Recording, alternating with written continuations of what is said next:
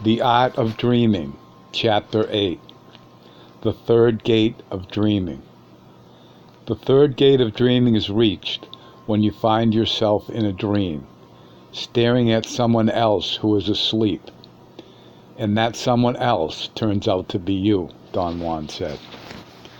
My energy level was so keyed up at the time that I went to work on the third task right away, although he did not offer any more information about it. The first thing I noticed in my dreaming practices was that a surge of energy immediately rearranged the focus of my dreaming attention. Its focus was now on waking up in a dream and seeing myself sleeping. Journeying to the realm of inorganic beings was no longer an issue for me. Very soon after, I found myself in a dream looking at myself asleep. I immediately reported it to Don Juan. The dream had happened while I was at his house. There are two phases to each of the gates of dreaming, he said. The first, as you know, is to arrive at the gate. The second is to cross it. By dreaming what you've dreamt, that you saw yourself asleep, you arrived at the third gate. The second phase is to move around once you've seen yourself asleep.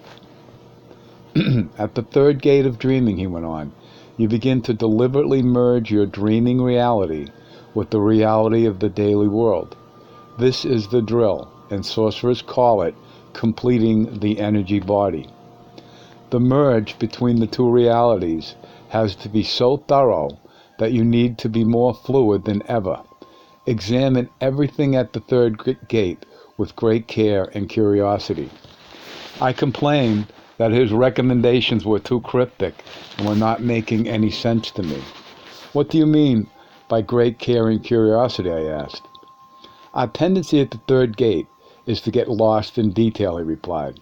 To view things with great care and curiosity means to resist the nearly irresistible temptation to plunge into detail. The given drill at the third gate, as I said, is to consolidate the energy body. Dreamers begin forging the energy body by fulfilling the drills of the first and second gates. When they reach the third gate, the energy body is ready to come out, or perhaps it would be better to say that it is ready to act. Unfortunately, this also means that it's ready to be mesmerized by detail. What does it mean to be mesmerized by detail? The energy body is like a child who's been imprisoned all its life. The moment it is free, it soaks up everything it can find, and I mean everything. Every irrelevant, minute detail totally absorbs the energy body. An awkward silence followed. I had no idea what to say. I had understood him perfectly. I just didn't have anything in my experience to give me an idea of exactly what it all meant. The most asinine detail becomes a world for the energy body, Don Juan explained. The effort that makes dreamers to have to direct the energy body is staggering. The effort that dreamers have to make to direct the energy body is staggering.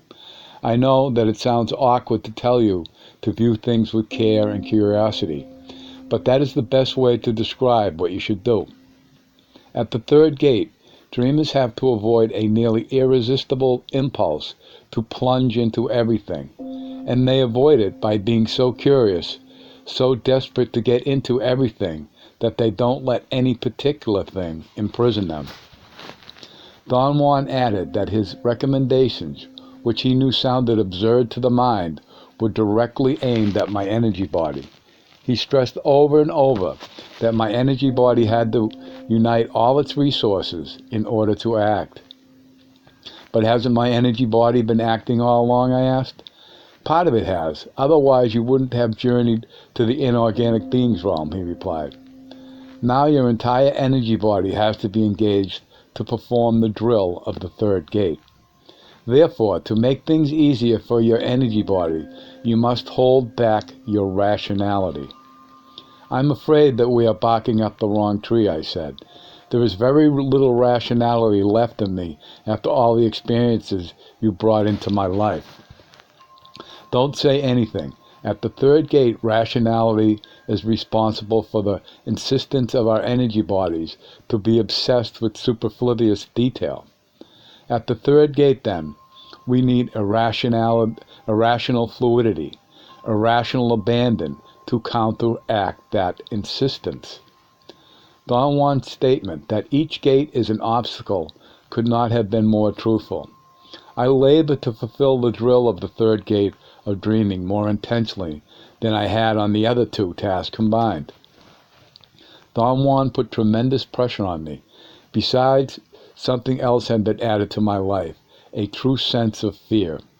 I had been normally and even excessively afraid of one thing or another throughout my life, but there had been nothing in my experience comparable to the fear I felt after my bout with the inorganic beings.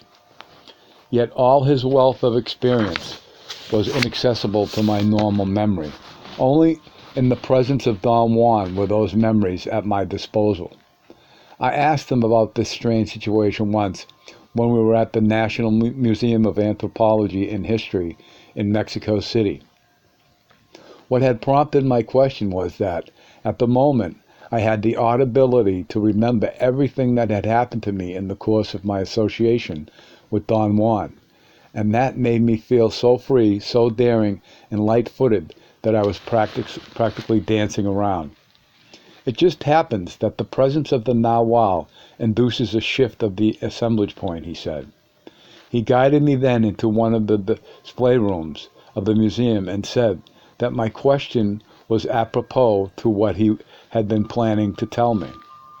My intention was to explain to you that the position of the assemblage point is like a vault where sorcerers keep their records, he said. I was tickled pink when your energy body felt my intent and you asked me about it. The energy body knows immensities. Let me show you how much it knows.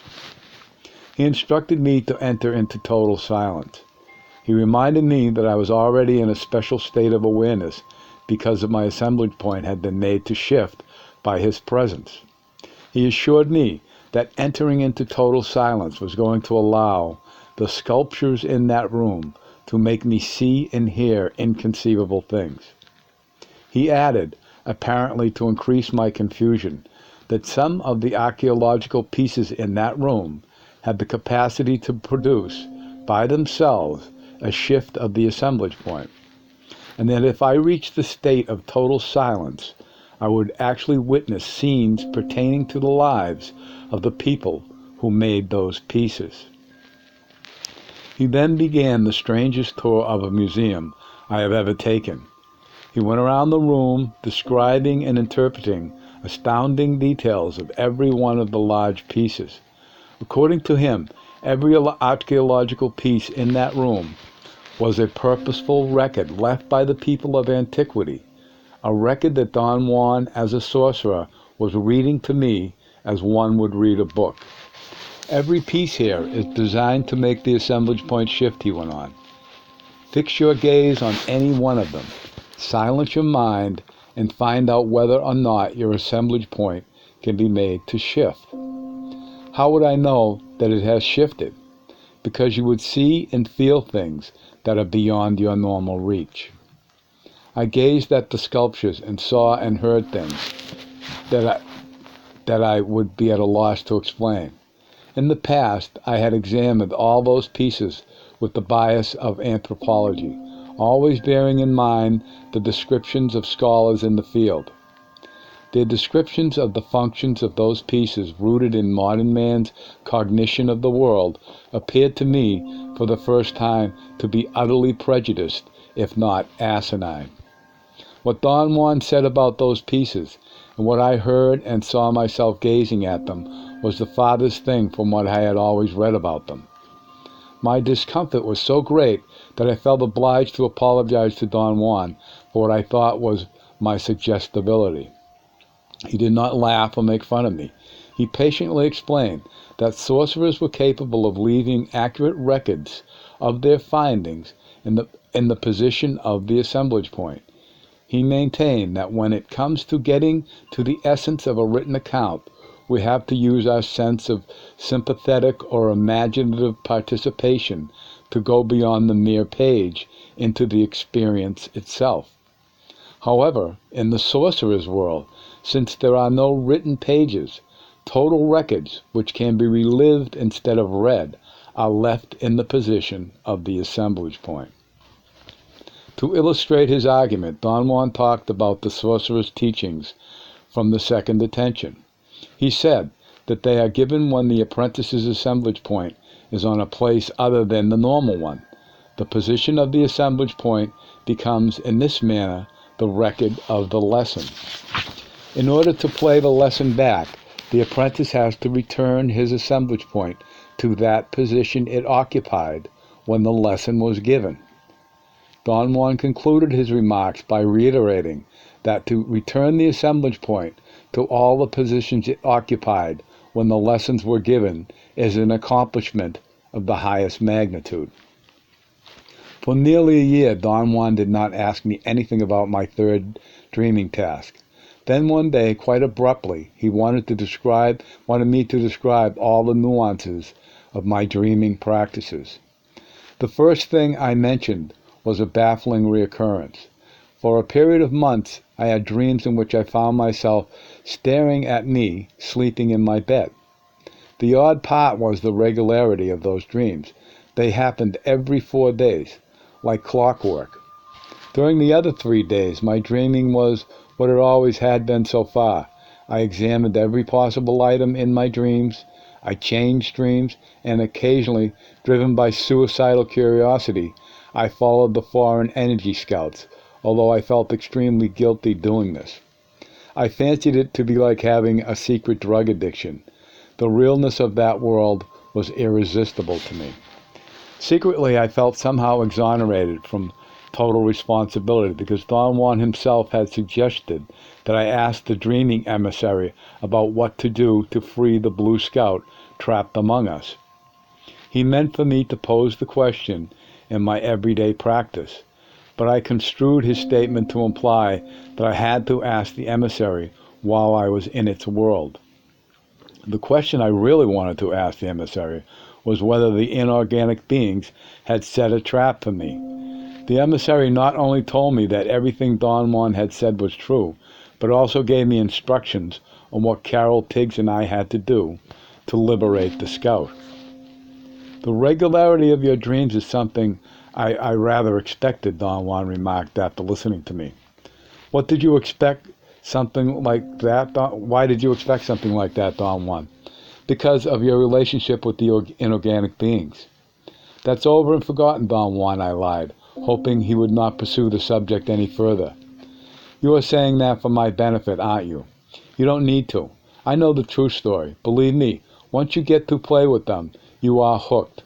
They will always be after you, or what's worse, you will always be after them. He stared at me, and my guilt must have been so obvious that it made me laugh. The only possible explanation for such regularity is that the inorganic beings are catering to you again, Don Juan said in a serious tone. I hurried to change the subject and told him that another nuance of my dreaming practices worth mentioning was my reaction to the sight of myself lying sound asleep. That view was always so startling that it either glued me to the spot until the dream changed, or frightened me so profoundly that it made me wake up, screaming at the top of my voice. I had gotten to the point where I was afraid to go to sleep on the days I knew I was going to have that dream. You are not ready for a true merging of your dreaming reality and your daily reality, he concluded. You must recapitulate your life further. But I've done all the recapitulating possible, I protested. I've been recapitulating for years. There is nothing more I can remember about my life. There must be much more, he said adamantly. Otherwise, you wouldn't be waking up screaming. I did not like the idea of having to recapitulate again. I had done it, and I believed I had done it so well that I did not need to touch the subject ever again. The recapitulation of our lives never ends, no matter how well we've done it once, Don Juan said. The reason average people lack volition in their dreams is that they have never recapitulated, and their lives are filled to capacity with heavily loaded emotions like memories, hopes, fears, etc., etc. Sorcerers, in contrast, are relatively free from heavy binding emotions because of their recapitulation. And if something stops them, it has stopped as it has stopped you at this moment. The assumption is that there is still something in them that is not quite clear. To recapitulate is too involving, Don Juan. Maybe there is something else I can do instead. No, there isn't. Recapitulating and dreaming go hand in hand. As we regurgitate our lives, we get more and more airborne. Don Juan had given me a very detailed and explicit instructions about recapitulation. It consisted of reliving the totality of one's life's experiences by remembering every possible minute detail of them. He saw the recapitulation as the essential factor in a dreamer's redefinition and redeployment of energy. The recapitulation sets energy free imprisoned within us, and without this liberated energy, dreaming is not possible. That was his statement. Years before, Don Juan had coached me to make a list of all the people I had met in my life, starting at the present. He helped me to arrange my list in an orderly fashion, breaking it down into areas of activity, such as jobs I had had, schools I had attended. Then he guided me to go, without deviation, from the first person on my list to the last one, reliving every one of my interactions with them. He explained that recapitulating an event starts with one's mind, arranging everything pertinent to what is being recapitulated. Arranging means reconstructing the event piece by piece, starting by recollecting the physical details of the surroundings, then going to the person with whom one shared the interaction, and then going to oneself to the examination of one's own feelings. Don Juan taught me that the recapitulation is coupled with a natural rhythmical breathing. Long exhalations are performed as the head moves gently and slowly from right to left, and the inhalations are taken as the head moves back from left to right. He called this act of moving the head from side to side fanning the event. The mind examines the event from beginning to end, while the body fans on and on everything the mind focuses on. Don Juan said that the sorcerers of antiquity, the inventors of the recapitulation, viewed breathing as a magical, life-giving act and used it accordingly as a magical vehicle. The exhalation to eject the foreign energy left in them during the interaction being recapitulated, and the inhalation to pull back the energy that they themselves left behind during the interaction. Because of my academic training, I took the recapitulation to be the process of analyzing one's life. But Don Juan insisted that it was more involved than an intellectual psychoanalysis. He postulated the recapitulation as a sorcerer's ploy to induce a minute but steady displacement of the assemblage point. He said that the assemblage point, under the impact of reviewing past actions and feelings, goes back and forth between its present site and the site it occupied when the event being recapitulated took place. Don Juan stated that the old sorcerers' rationale behind the recapitulation was their conviction that there is an inconceivable dissolving force in the universe, which makes organisms live by lending them awareness. That force also makes organisms die in order to extract the same lent awareness, which organisms have enhanced through their life experiences. Don Juan explained the old sorcerer's reasoning. They believe that since it is our life experience this force is after, it is of supreme importance that it can be satisfied with a facsimile of our life experience the recapitulation. Having had what it seeks, the dissolving force then lets the sorcerer go, free to expand their capacity to perceive and reach with it the confines of time and space. When I started again to recapitulate, it was a great surprise to me that my dreaming practices were automatically suspended the moment my recapitulation began. I asked Don Juan about this unwanted recess.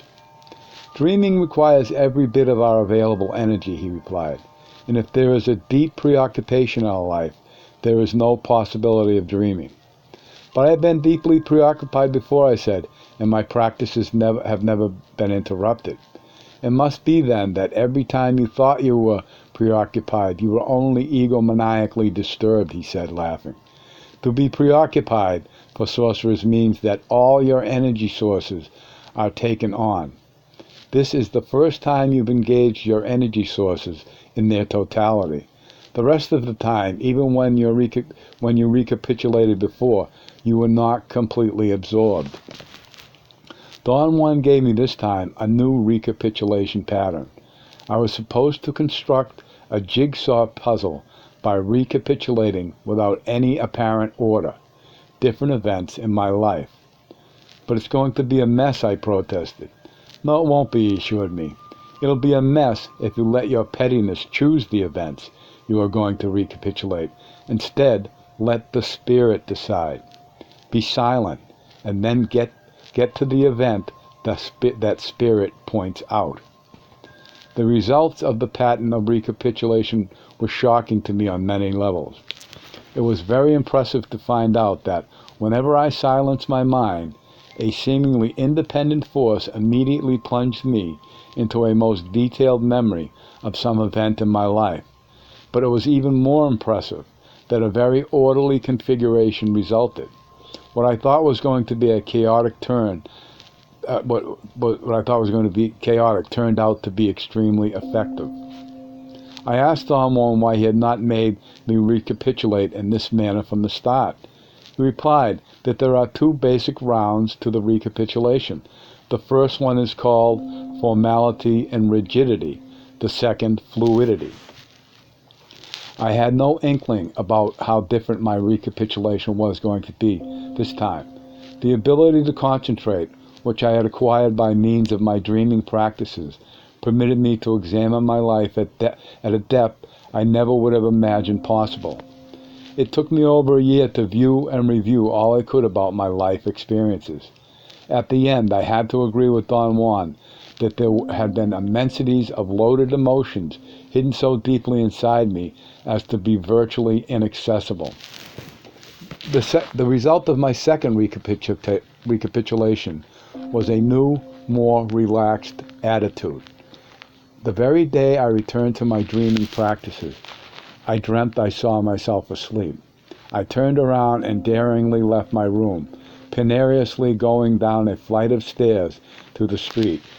I was elated with what I had done and reported it to Don Juan. My disappointment was enormous when he did not consider this dream part of my dreaming practices. He argued that I had not gone to the street with my energy body, because if I had, I would have had a sensation other than walking down a flight of stairs. What kind of sensation are you talking about, Don Juan? I asked, with genuine curiosity. You have to establish some valid guide to find out whether you are actually seeing your body asleep in your bed, he said, instead of answering my question. Remember, you must be in your actual room, seeing your actual body.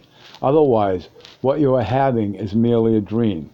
If that's the case, control that dream either by observing its detail or changing it. I insisted he tell me more about the valid guide he had referred to, but he cut me short. Figure out a way to validate the fact that you are looking at yourself, he said. Do you have any suggestions as to what can be a valid guide? I insisted.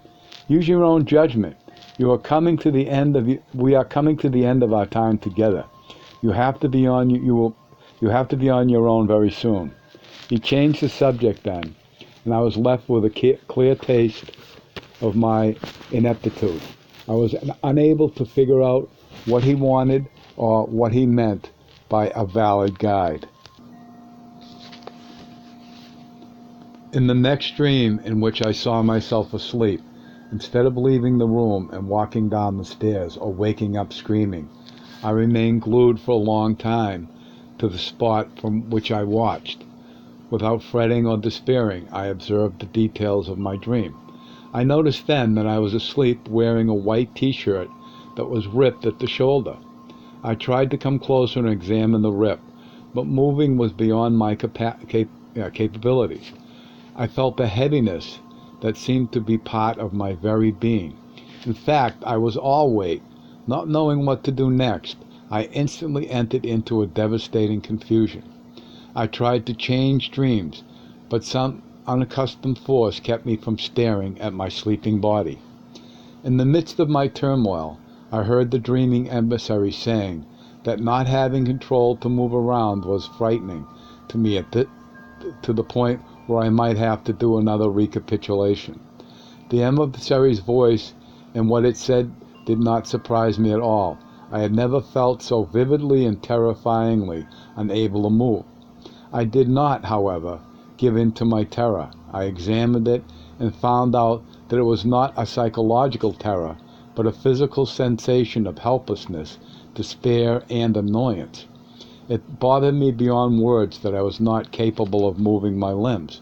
My annoyance grew in proportion to my realization that something outside me had me brutally pinned down. The effort I made to move my arms or legs was so intense and single-minded that at one moment I actually saw one leg of my body sleeping on my bed, flung out as if kicking. My awareness was then pulled into my inert sleeping body, and I woke up with such a force that it took me more than half an hour to calm myself down. My heart was beating almost erratically. I was shivering, and some of the muscles in my legs twitched uncontrollably. I had suffered such a radical loss of body heat that I needed blankets and hot water bottles to raise my temperature. Naturally, I went to Mexico to ask Don Juan's advice about the sensation of paralysis, of being paralyzed. I can't say that word. And about the fact that I had really been wearing a ripped t-shirt. Thus, I had indeed seen myself asleep. Besides, I was deadly afraid of hypothermia. He was reluctant to discuss my predicament. All I got out of him was a caustic remark. "You like drama," he said flatly. "Of course you really saw yourself asleep. The problem is that you got nervous because your energy body has never been consciously in one piece before. If you ever get nervous and cold again, hold on to your dick. That will restore your body temperature in a jiffy and without any fuss." I felt a bit offended by his crassness. However, the advice proved effective. The next time I became frightened, I relaxed and returned to normal in a few minutes, doing what he had prescribed. In this manner, I discovered that I did not fret and keep my annoyance. If I did not fret and keep my annoyance in check, I did not panic. To remain controlled did not help me move, but it certainly gave me a deep sensation of peace and serenity. After months of useless efforts at walking, I sought Don Juan's comments once again, not so much for his advice this time, but because I wanted to concede defeat. I was up against an impassable barrier, and I knew with indisputable certainty that I had failed. "Dreamers have to be imaginative," Don Juan said with a malicious grin. "Imaginative you are not. I didn't warn you about having to use your imagination to move your energy body because I wanted to find out whether you could resolve the riddle by yourself. You didn't, and your friends didn't help you either. In the past, I had been driven to defend myself viciously whenever he accused me of lacking imagination. I thought I was imaginative, but having Don Juan as a teacher had taught me the hard way that I am not. Since I was not going to engage my energy in futile defenses of myself, I asked him instead What is the riddle you are talking about, Don Juan? The riddle of how impossible and yet how easy it is to move the energy body. You are trying to move it as if you were in the daily world. We spend so much time and effort learning to walk that we believe our dreaming body should also walk. There is no reason why they should, except that walking is foremost in our minds. I marveled at the simplicity of the solution. I instantly knew that Don Juan was right. I had gotten stuck again at the level of interpretation. He had told me I had to move around once I reached the third gate of dreaming, and to me, moving around meant walking. I told him that I understood his point. It isn't my point, he curtly answers. It's a sorcerer's point. Sorcerers say that at the third gate, the entire energy body can move like energy moves, fast and directly. Your energy body knows exactly how to move. It can move as it moves in the inorganic being's world. And this brings us to the other issue here, Don Juan added, with an air of peevishness. Why didn't your inorganic being friends help you? Why do you call them my friends, Don Juan? They are like the classic friends who are not really thoughtful or kind to you, to us, but not mean either. The friends who are just waiting for us to turn our backs so they can stab us there. I understood him completely and agreed with him 100%. What makes you go there? Is it a suicidal tendency, I asked him, more rhetorically than not. You don't have any suicidal tendency, he said. What you have is a total disbelief that you are near death. Since you were not in physical pain, you can't quite convince yourself you weren't in mortal danger. His argument was most reasonable, except that I did not believe. A deep unknown fear had been ruling my life since my bout with the inorganic beings. Don Juan listened in silence as I described to him my predicament. I could not discard or explain away my urge to go to the inorganic being's world in spite of what I knew about it. You have a streak of insanity, I said. I have a streak of insanity, I said. What I do doesn't make sense. It does make sense. The inorganic beings are still reeling you in, like a fish hooked at the end of a line, he said. They throw worthless bait at you from time to time, keep you going. To arrange your dreams to occur every 4 days without fail is worthless bait. But they didn't teach you how to move your energy body. Why do you think they didn't? Because when your energy body learns to move by itself, you will be thoroughly out of their reach. It was premature of me to believe that you are free of them. You are relatively, but not completely free of them. They are still bidding for your awareness. I felt a chill on my back. He had touched a sore spot in me. Tell me what to do, Don Juan, and I'll do it, I said. Be impeccable. I have told you this dozens of times. To be impeccable means to put your life on the line in order to back up your decisions, and then to do quite a lot more than your best to realize those decisions. When you are not deciding anything, you are merely playing roulette with your life in a helter-skelter way. Don Juan ended our conversation, urging me to ponder what he had said. The first opportunity I had, I put Don Juan's suggestion about moving my energy body to the test. When I found myself looking at my body asleep, instead of struggling to walk toward it, I simply willed myself to move closer to the bed. Instantly, I was nearly touching my body. I saw my face. In fact, I could see every pore on my skin. I cannot say that I liked what I saw.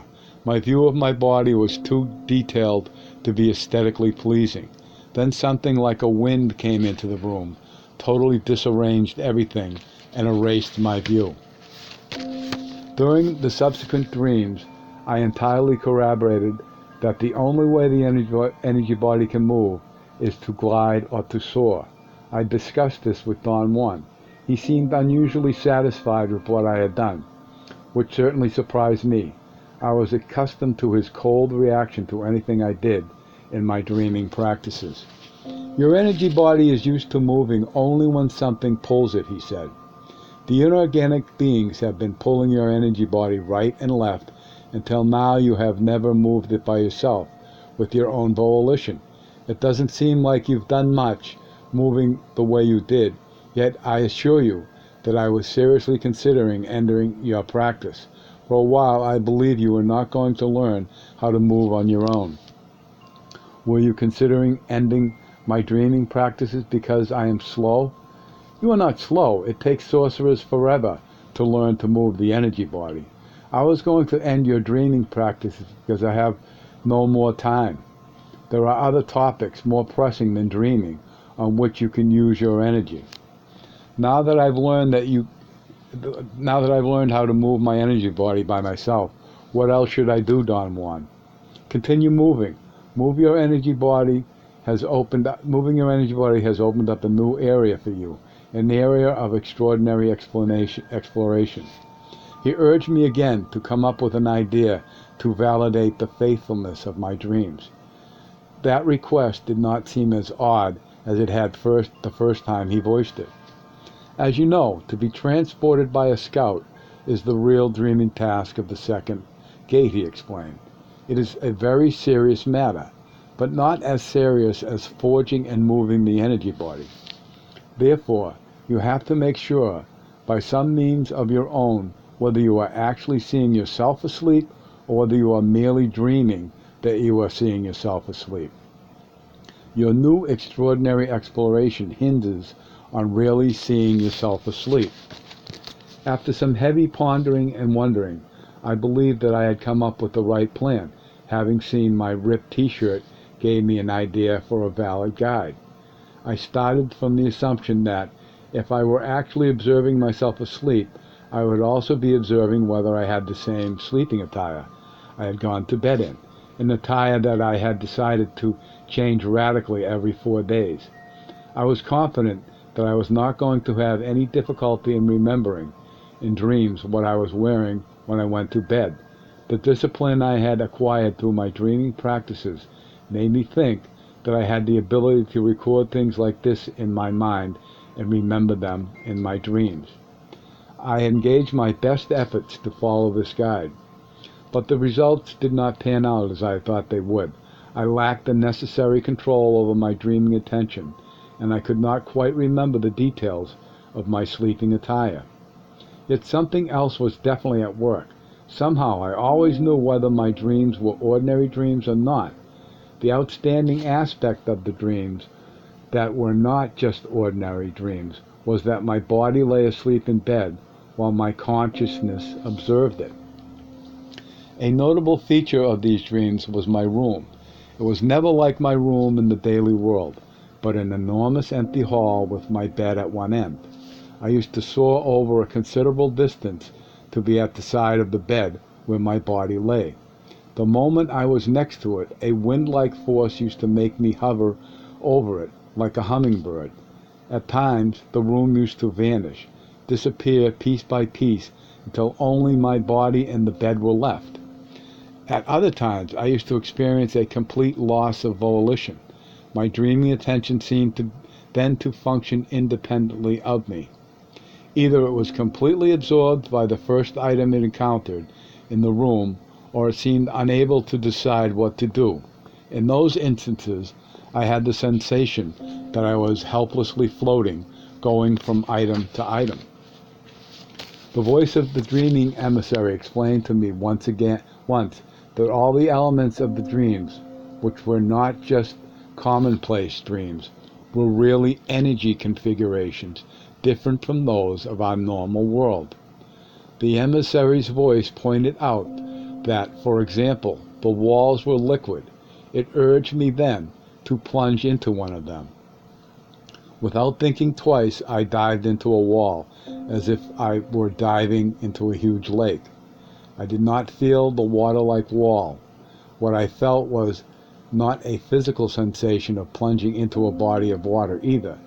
It was more like the thought of diving and the visual sensation of going through liquid water. I was going head first into something that opened up, like water does, as I kept moving downward. The sensation of going down head first was so real that I began to wonder how long, or how deep, or how far I was diving. From my point of view, I spent an eternity in there. I saw clouds and rock-like masses of matter suspended in a water-like substance. There were some glowing geometric objects that resembled crystals, and blobs of the deepest primary colors I had ever seen. There were also zones of intense light and others of pitch blackness. Everything went by me, either slowly or at a fast speed. I had the thought that I was viewing the cosmos. At the instant of that thought, my speed increased so immensely that everything became blurred, and all of a sudden I found myself awake with my nose smack against the wall of my room. Some hidden fear urged me to consult with Don Juan. He listened to me, hanging on every word. "You need to do some drastic maneuvering at this point," he said. "The dreaming emissary has no business interfering with your dreaming practices, or rather, you should not, under any conditions, permit it to do so. How can I stop it? Perform a simple but difficult maneuver. Upon entering into dreaming, voice out loud your desire not to have the dreaming emissary anymore." "Does that mean, Don Juan, that I will never hear it again?" "Positively. You'll get rid of it forever." "But is it advisable to get rid of it forever?" "It most certainly is, at this point." With those words, Don Juan involved me in a most disturbing dilemma. I did not want to put an end to my relationship with the emissary, but at the same time I wanted to follow Don Juan's advice. He noticed my hesitation. "I know it's a very difficult affair," he conceded, "but if you don't do it, the inorganic beings will always have a line on you. If you want to avoid this, do what I said, and do it now." During my next dreaming session, as I prepared myself to utter my intent, the emissary's voice interrupted me. It said, "If you refrain from stating your request, I promise you never to interfere with your dreaming practices and talk to you only if you ask me direct questions." I instantly accepted the proposition and sincerely felt that it was a good deal. I was even relieved it had turned out this way. I was afraid, however, that Don Juan was going to be disappointed. "It was a good maneuver," he remarked and laughed. "You were sincere, and you really intended to voice your request. To be sincere is all that is required. There was, essentially, no need for you to eliminate the emissary. What you wanted was to corner it into proposing an alternative way, convenient to you. I am sure the emissary won't interfere anymore." He was right. I continued my dreaming practices without any meddling from the emissary. The remarkable consequences was that I began to have dreams in which my dream rooms were my room in the daily world, with one difference. In the dreams, my room was also so slanted, so distorted, that it looked like a giant cubist painting. Obtuse and acute angles were the rule instead of the normal right angles of walls, ceiling, and floor. In my lopsided room, the very slant created by the acute or obtuse angles was a device to display prominently some absurd, superfluous, but real detail. For example, intricate lines in the hardwood floor, or weather discolorations in the wall paint, or dust spots on the ceiling, or smudged fingerprints on the edge of a door. In those dreams, I unavoidably got lost in a water-like universe of detail pointed out by the slant. During my entire dreaming practices, the profusion of detail in my room was so immense and its pull so intense that it instantly made me dive into it. At the first free moment I had, I was at Don Juan's place, consulting him about this state. "I can't overcome my room," I said to him after I had given him the details of my dreaming practice. "What gives you the idea you have to overcome it?" he said with a grin. "I feel that I have to move beyond my room, Don Juan." "But you are moving beyond your room." Perhaps you should ask yourself whether you are caught again in interpretations. What do you think moving means in this case? I told him walking from my room to the street had been such a haunting dream for me that I felt the need to do it again. But you are doing greater things than that, he protested. You are going to unbelievable regions. What else do you want? I tried to explain to him that I had a physical urge to move away from the trap of detail. What upset me the most was my incapacity to free myself from whatever caught my attention. To have a modicum of volition was the bottom line for me. A very long silence followed. I waited to hear more about the trap of detail. After all, he had warned me about its dangers. You are doing fine, he finally said. Dreamers take a very long time to perfect their energy bodies.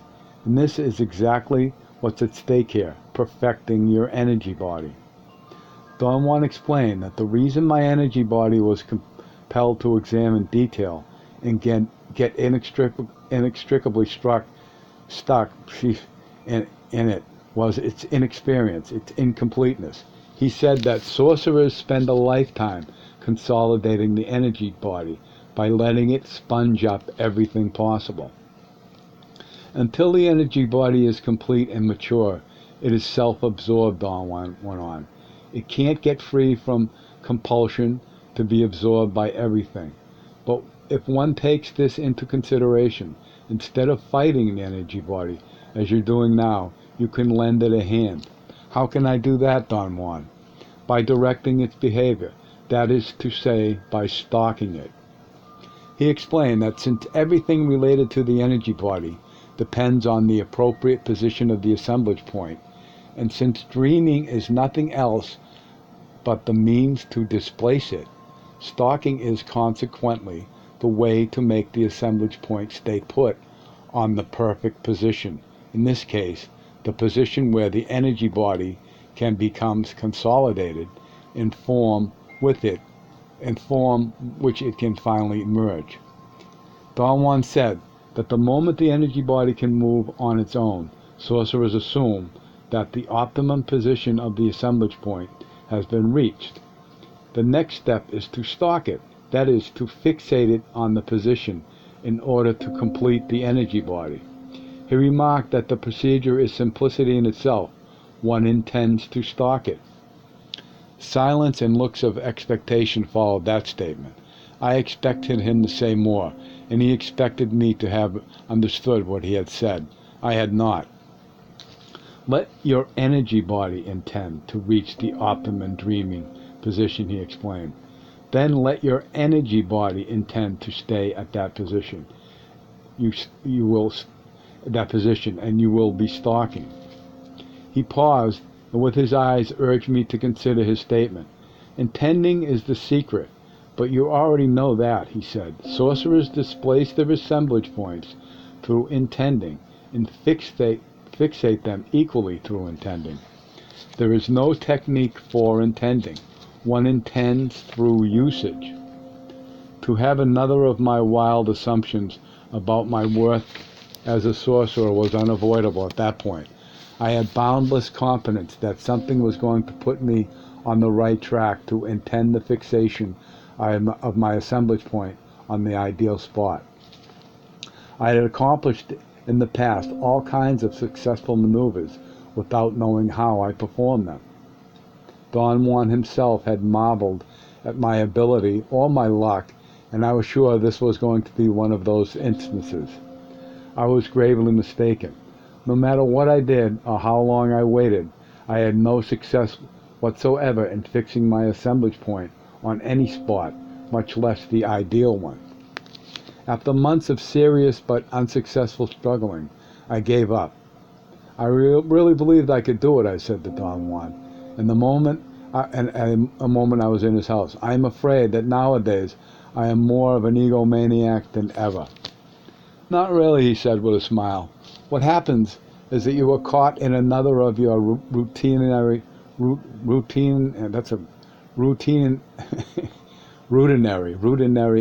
misinterpretations of terms. You want to find the ideal spot as if you were finding your lost car keys. Then you want to tie your assemblage point as if you were tying your shoes. The ideal spot and the fixation of the assemblage point are metaphors. They have nothing to do with the words used to describe them. He asked me then to tell him the latest events of my dreaming practices. The first thing I mentioned was that my urge to be absorbed by detail had subsided notably. I said that perhaps because I moved in my dreams, compulsively and incessantly, the movement might have been what always managed to stop me before I plunged into the detail I was observing. To be stopped in that fashion gave me the opportunity to examine the act of being absorbed by detail. I came to the conclusion that the innate matter actually possesses an immobilizing force, which I saw as a beam of dull light that kept me pinned down. For example, many times some minute mark on the walls or in the wood lines of the hardwood floor of my room used to send a line of light that transfixed me. From the moment my dreaming attention was focused on that light, the whole dream rotated around that minute mark. I saw it enlarged perhaps to the size of the cosmos. The view used to last until I woke up, usually with my nose pressed against the wall or the wood floor. My own observations were that, in the first place, the detail was real, and in the second place, I seemed to have been observing it while I was asleep. Don Juan smiled and said, "All this happens to you because the forging of your energy body was completed, and the moment it moved by itself. I didn't tell you that, but I insinuated it. I wanted to know whether or not you were capable of finding it out by yourself, which of course you did." I had no idea what he meant. Don Juan scrutinized me in his usual manner, his penetrating gaze scanning my body. "What exactly did I find out by myself, Don Juan?" I asked. "You found out that your energy body has been completed," he answered. "I didn't find out anything of the kind, I assure you." "Yes, you did. It started some time ago, when you couldn't find a guide to validate the realness of your dreams. But then something went to work for you and let you know whether you were having a regular dream. That something was your energy body. Now, your despair that you couldn't find the ideal spot to fix your assemblage point, and I tell you that you did. The proof is that by moving around, your energy body curtailed its obsession with detail." I was nonplussed. I could not even ask one of my feeble questions. What comes next for you is a sorcerer's gem," Don Juan went on. "You are going to practice seeing energy in your dreaming. You have fulfilled the drill of the third gate of dreaming, moving your energy body by itself. Now you are going to perform the real task, seeing energy with your energy body. You have seen energy before," he went on, "many times in fact, but each of those times seeing was a fluke. Now you are going to do it deliberately. Dreamers have a rule of thumb," he continued. "If their energy body is complete, they see energy every time they gaze at an item in the daily world.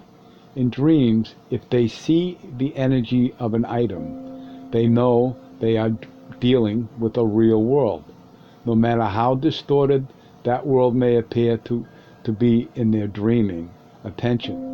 If they can't see the energy of an item, they are in an ordinary dream, not in a real world." "What is a real world, Don Juan?" "A world that generates energy, the opposite of a phantom world of projections, where nothing generates energy, like most of our dreams, where nothing has an energetic effect." Don Juan gave me another definition of dreaming: a process by which dreamers isolate dream conditions in which they can find energy-generating elements. He must have noticed my bewilderment. He laughed and gave me another, even more convoluted definition. Dreaming is the process by which we intend to find adequate positions of the assemblage point, positions that permit us to perceive energy-generating items in dreamlike states. He explained that the energy body is also capable of perceiving energy that is quite different from the energy of our own world, as in the case of items in the inorganic beings realm, which the energy body perceives as a sizzling energy. He added that in our world, nothing sizzles, everything here wavers. From now on, he said, the issue of your dreaming is going to be to determine whether the items which you focus your dreaming attention are energy generating, or mere phantom projections, or generators of foreign energy. Don Juan admitted that he had hoped I was going to come up with the idea of seeing energy as a gauge to determine whether or not I was observing my real body asleep. He laughed at my spurious device of putting on elaborate sleeping attire every 4 days. He said that I had at my fingertips all the information necessary to deduce what was the real task of the third gate of dreaming, and to come up with the right idea, but that my interpretation system had forced me to seek contrived solutions that lacked the simplicity and directness of sorcery.